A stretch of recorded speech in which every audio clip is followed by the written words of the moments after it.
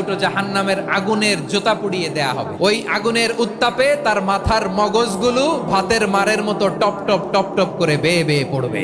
জাহান্নামের অবস্থা এত ভয়ঙ্কর হবে, জাহান্নামের ভেতরে লক্ষ লক্ষ কোটি কোটি কাফির মুশরিককে দেওয়ার পরেও জাহান্নাম বলবে আরো আছে নাকি, আরো দাও, আমার ক্ষুধা নিবারণ হয় নাই। জাহান্নাম এত উত্তপ্ত হবে, জ্বলন্ত হবে, ভয়ঙ্কর হবে, জাহান্নামের এক অংশ আরেক অংশকে খেয়ে ফেলবে। আল্লাহু আকবার।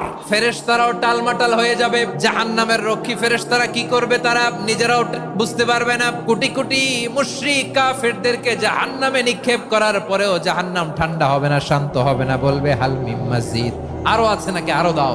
তখন আল্লাহ তাআলার কুদরতি পা জাহান্নামের ভেতরে ঢুকিয়ে দিবেন।